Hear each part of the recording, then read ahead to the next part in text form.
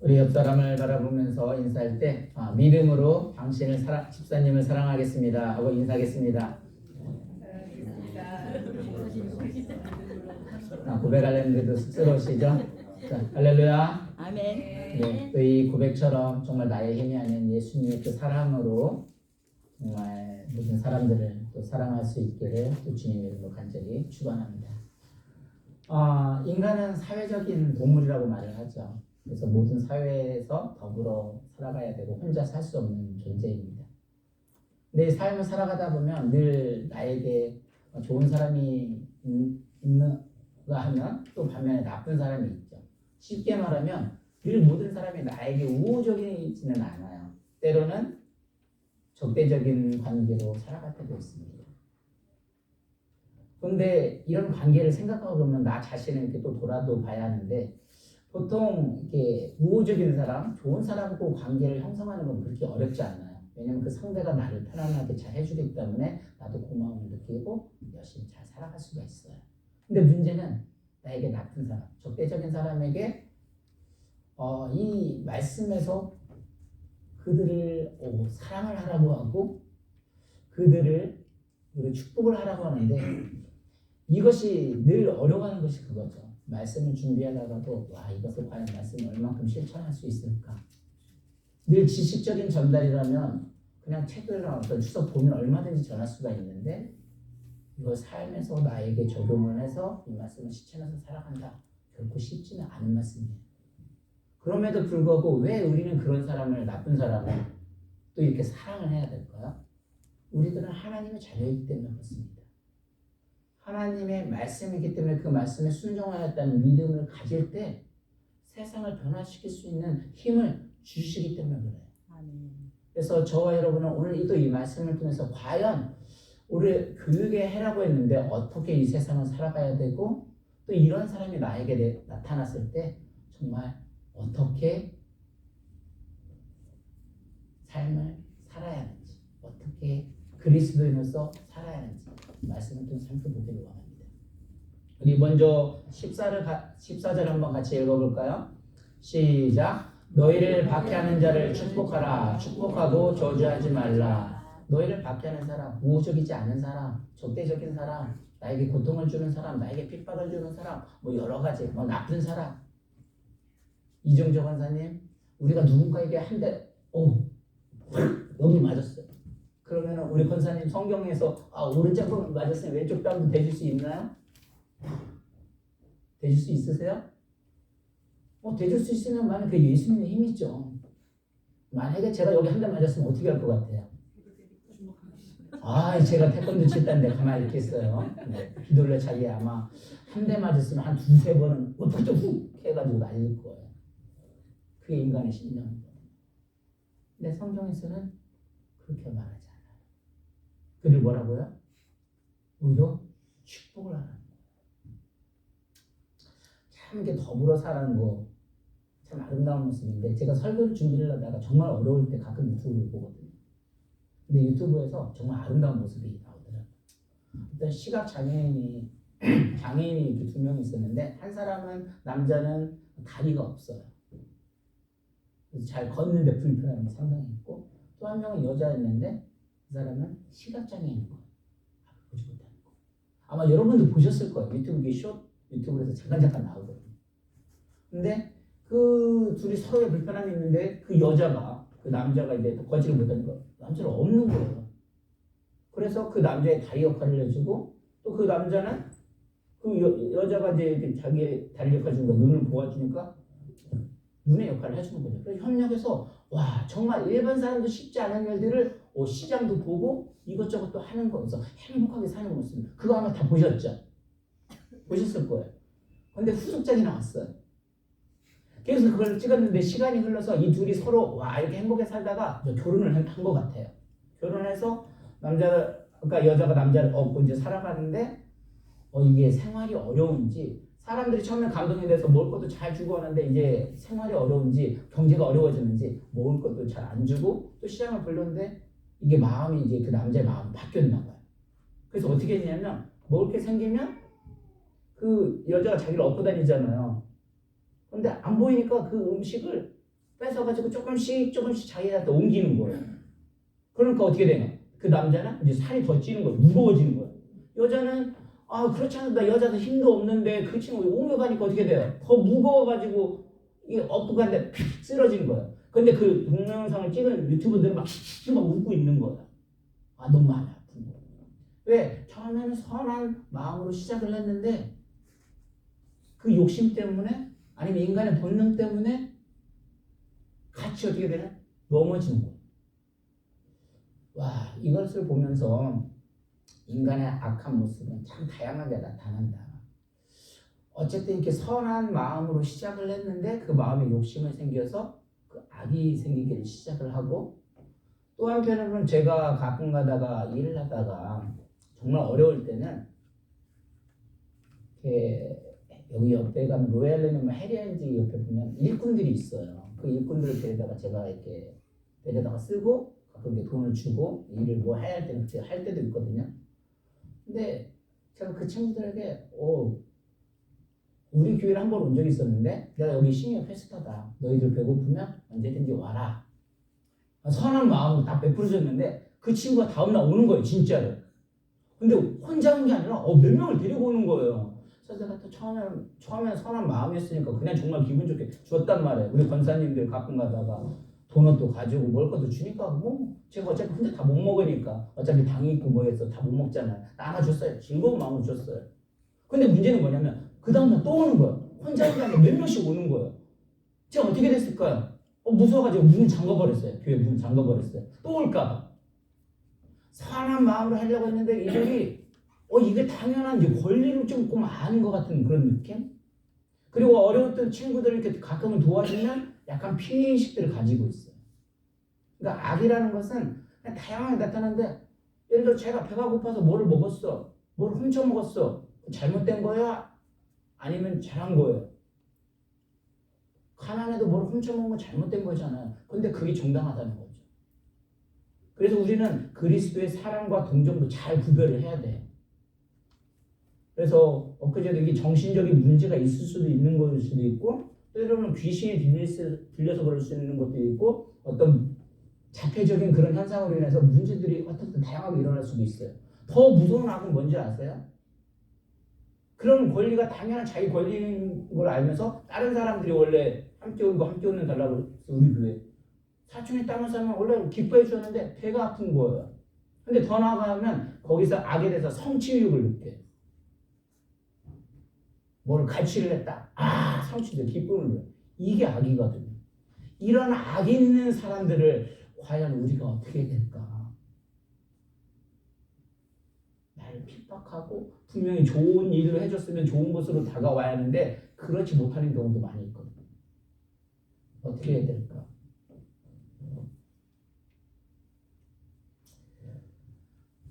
가끔 그런 질문을 합니다. 구약에서 율법에서 뭐라 하냐면 이에는 이, 눈에는 눈. 하나님은 분명히 이 악을 또 선으로 더 좋은 것으로 갚아주라고 했는데 어떻게 이에는 이, 눈에는 눈으로? 무슨 소리일까요? 아까 말씀대로 누가 나의 이를 뺐다. 그럼 어떻게 한다고 사람의 심리는? 이 하나 풀어뜨리면 이 하나만 풀어뜨리는 게 아니라 두세 개를 막 압박하듯 쳐야 돼. 눈을 뺐다. 눈 한 개만 빼고 그러면 어떻게 해? 눈 하나만 빼는 게 아니에요. 그 사람을 아예 죽이기까지 해버려요. 그게 사람의 심리이거든요. 마음에 그런 복수의 심리가 있거든요. 하나님이 그걸 아시기 때문에 어떻게 하는 거예요? 복수의 한계를 정해주시는 거예요. 그래서 악을 더 큰 악으로 갚지 말라는 하나님의 사랑이 들어있었던 거예요.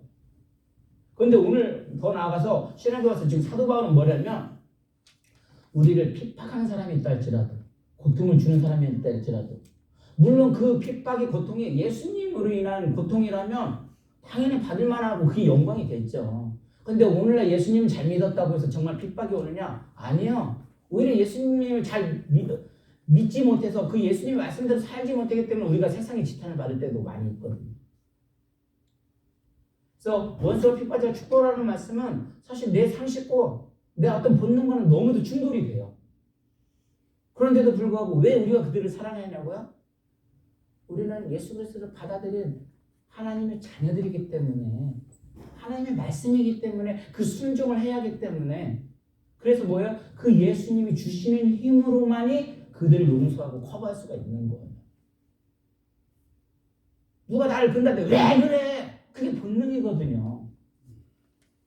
근데 예수님이 내 마음을 주장해 줄 때, 성령의 충만함이 있을 때 그를 뭐예요? 사랑할 수 있는 마음이 생기는 거예요. 그리고 두 번째 계속해서 어떻게 하라고 했습니까? 우리 15절 한번 같이 읽어보겠습니다. 있습니다. 시작. 즐거워하는 자들과 함께 즐거워하고 우는 자들과 함께 울라. 무슨 소리예요? 쉽게 얘기해서 동거동락하라는 소리예요. 마음에 나를 상처를 준 사람은 저 같은 경우 어떻게 하면 상대를 안 해버립니다. 상대를 안 한다는 건 무슨 소리예요? 그 사람의 감정 자체도 무시한다는 거. 그 사람의 나만의 입장에서만 생각하지 그 사람의 감정을 생각하지 않는다는 거. 근데 즐거워하는 자들과 함께 즐거워하고 우는 자들과 함께 울라라는 건 뭐예요? 함께 동거동락해서 그 상대의 마음을 헤아릴 줄도 알아야 한다고 말을 하고 있습니다. 마찬가지로 우는 자들과 함께 우는 거, 즐거워하는 자들과 함께 즐거워하는 거, 이게 생각보다 쉽지가 않은 거예요. 우리 이민교회 목사님들 가끔 대화를 하고 많은 대화를 할 때 제가 이민교회 정말 쉽지 않다고 이렇게 고백을 하고 대화를 나눠보면 목사님들 중에서 이게 담임 사역들을 꽤 옮기시는 분들도 많이 계세요. 네, 어떤 목사님 한 얘기를 해주는데 한 교회 담임으로 부임을 했더니 초보적인 목사님이시고 얼마 안 되니까 이게 담임 사역을 하는데 얼마나 많이 부족을 했겠어요. 실수도 많이 있었겠죠. 근데 그 교회 한 권사님이 오셔가지고 목사님 이게 목사님과 교회를 위해서 제가 정말 안 하려다가 드리는 말씀인데 하면서 메모지를 줬어요. 그 메모지가 뭐냐면 그 목사님이 고쳐야 할 50가지 이게 적어서서 정말 교회와 우리를 사랑하는 마음으로 목사님이 잘 고쳐지길 바라는 사랑하는 마음으로 생각했어요. 그 목사님이 그걸 보고 어떻게 했을까요? 죄송합니다. 알겠습니다. 하고 그 권사님 나가자마자 교회가 사표내고 나가버렸어요. 그 권사님의 마음은 교회를 사랑하고 또 목사님 잘 성장하길 원하는 마음으로 그렇게 충고를 드렸지만 그 목사님 그 편지를 받았을 때 어땠을까요? 마음이 상처가 돼버린 거예요. 사람이요 쉽게 바뀌질 않아요. 사람이 고쳐 쓰는 게 아니라고 하잖아요. 내가 저 사람을 고쳐서 쓴다? 아니에요. 아까 말도 우리 하나님의 입장은 뭐냐면 그 사람 고쳐 쓰는 게 아니라 그 사람을 그대로 포용을 해주고 함께 울고 함께 웃는다는 거 그대로 품어줄 수 있고 가는 거지. 그 사람 고쳐 쓰는 게 아니에요. 그 사람 고쳐 쓰는 게 아니에요. 고쳐 쓰려다가 오히려 더 화만 나고 더 충동만 일어나게 되어져 있거든요. 그래서 여러분에게 한 가지 질문을 드릴게요. 여러분 함께 울어주는 것이 쉬울까요? 아니면 함께 웃는 것이 쉬울까요? 달라스 우리 교회 함께 울고 함께 웃는 우리 교회인데 함께 울어주는 게 쉬워요? 함께 웃는 게 쉬워요? 웃는 거가 쉬워요. 웃는 거가 쉬워요. 맞아요. 함께 울어주는 거 아까 말씀대로 저도 마음이 예수님 몰라도 인간의 어떤 소녀 가장이 배고프다면 마음이 동정이 가요. 그리고 막 힘든 어려운 환경 속에서 그 자란 사람들 보면 정말 애틋해서 그 마음이 동정이 가요. 근데 우리 속담이 뭐예요? 사촌이 땅을 사면 배가 아프다. 사실 기뻐해 주는데 목회자들도 누가 어떤 목사님 큰 목회자 되면은 어떤 기뻐해 주고 학위를 박사들 하면 정말 축하를 해주는데 때로는 박사학위는 밖에서 따오는 뭐 사기라고 그러면서 박사학위 그딴 걸 막 무시하고 오히려 축하해 주기보다는 인간의 본성이 그렇다는 거예요. 그래서 예수님 뭐라냐면 함께 울고 함께 웃어주는 동거동락을 하라는 거예요. 그리스도의 사랑이라. 근데 이게 당연한 것 같은데도 결코 쉽지 않기 때문에 계속 이런 말을 하고 있거든요. 또 계속해서 말합니다. 우리 16절도 같이 한번 읽어볼까요? 시작. 서로 마음을 같이하며 높은 데 마음을 두지도 말고 도리어 낮은 데 처하며 스스로 지혜 있는 채 하지 말라. 그래서 스스로 지혜 있는 채 하지 말라. 무슨 채 하지 말라가 뭐예요? 가시 아니면서도 그런 척 하지 말라는 거죠. 그러니까 서로 마음을 같이 하라는 것은 그 사람과의 뭐냐면 또 이렇게 보면 크게 보면 조화를 이루라는 소리예요. 서로 마음을 같이 늘 높은데 마음을 두지 말고 사람이 아까 말대로 높은데 마음을 두지 말고 사람은 늘 자기가 잘난 맛이 있거든요. 나중에 보면은 아주 우습게 보이거든요. 도리어 낮은 데 처하면 근데 그렇게 하지 말아요. 도리어 낮은 데 처하며 그 지혜 있는 채 하지 말라는 거. 오히려 잘난 척하면 사람들 안 붙어요. 때로는 부족해도 그것이 낮아지고 함께 조화를 이룰 때 거기에서 함께 울고 함께 우는 달라서 우리 공동체를 만들어가면서 교회로서 나갈 수 있는 거거든요. 제가 워낙 자동차를 좋아하니까 자동차를 예를 들어드릴게요. 자동차가 운전을 하다가 자동차에 바퀴가 있어요. 바퀴가 막 돌아가는데 너무 많이 달리는 거예요. 그러니까 어떻게 해요? 브레이크를 딱 밟는 거예요. 브레이크를 왜 밟아요? 속도 조정하라고. 근데 자동차 그 바퀴 입장에서 생각을 해보면 내가 이렇게 신나게 막 달리고 있는데 브레이크를 팍팍 밟으니까 어떤 거예요? 나에게 고통이 오는 거고 나에게 핍박이 오는 거예요. 근데 운전하는 사람의 입장에서는 그게 뭐예요? 안전이죠. 조화를 이루기 위한 거. 사람들이 아까 나의 어떤 잘못들을 이렇게 받아들일 수 있으면 참 좋은데 그게 받아들이기가 쉽지 않거든요. 이 말이에요. 서로 마음을 같이 한다는 것은 그 마음을 바꿔서 생각을 해서 그 조화를 이루는 거예요. 어제도 우리 전도사님이 뭐라고 했냐면 상처를 주는 것도 죄다. 상처를 받는 것도 죄다라고 했어요.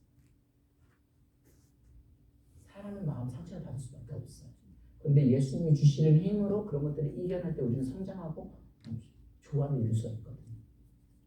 저희 아내로 예를 들어드릴까요?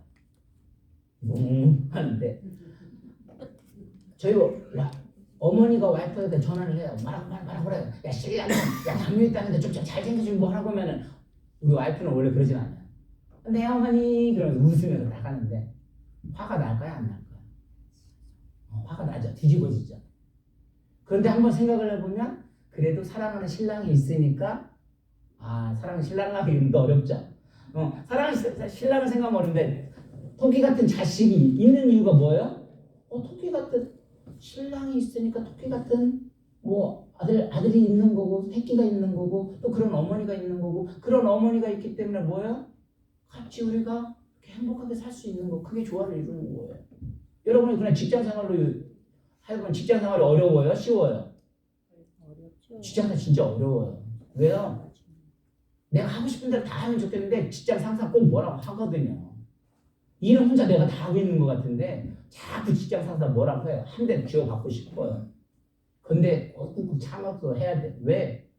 그 사람 때문에 내가 그래도 성장을 하고 또 그 회사가 존재를 하고 그 회사가 존재를 하기 때문에 뭐예요? 내 가족이 먹고 사는 거거든요. 그러니까 그것이 조화를 이루는 거예요. 우리 17절을 그래서 다시 한번 보겠습니다. 17절 시작. 아무에게도 악을 악으로 갚지 말고 모든 사람 앞에서 선한 일을 도모하라. 그러니까 나한테만 잘하는 사람한테만 선으로 베풀지 말고 아무에게도라는 것은 모든 사람들에게 악을 악으로 갚지 말고 모든 사람 앞에서 선한 일을 도모하라. 선한 일은 하나님밖에 없다고. 하나님이 주시는 힘이 아니고 이건 감당할 수 없는 거예요.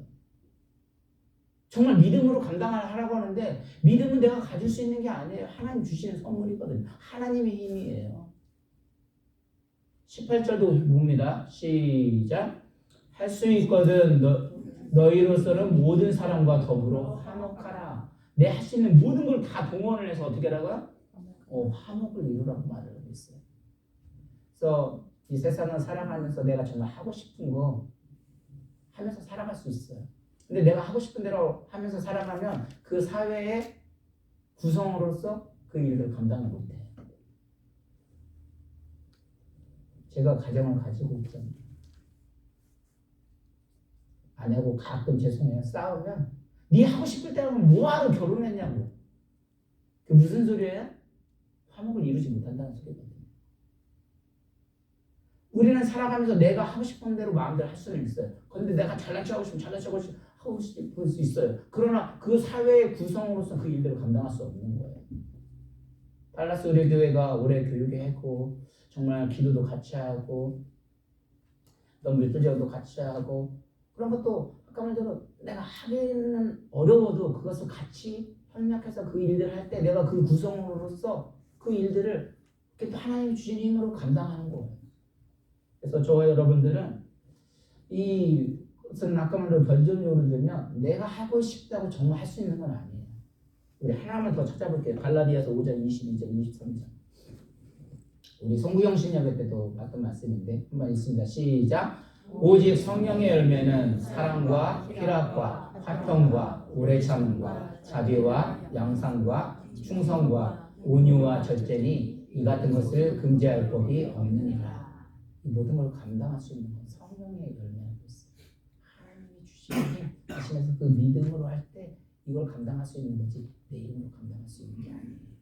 그래서 저와 여러분들은 올해 또 24년도를 달려가면서 사실 저도 늘 많이 부족하고 연약함도 있지만 정말 이 말씀처럼 함께 또 예수님 말씀을 더 성장하고 또 믿음의 진보를 이루어서 정말 올해 정말 가정을 세우고 또 교회를 세우고 주일학교를 세워나갈 수 있는 또 저와 여러분이 되기를 오늘 주님의 이름으로 간절히 축원합니다. 우리 이 시간 함께 기도하겠습니다. 기도할 때 하나님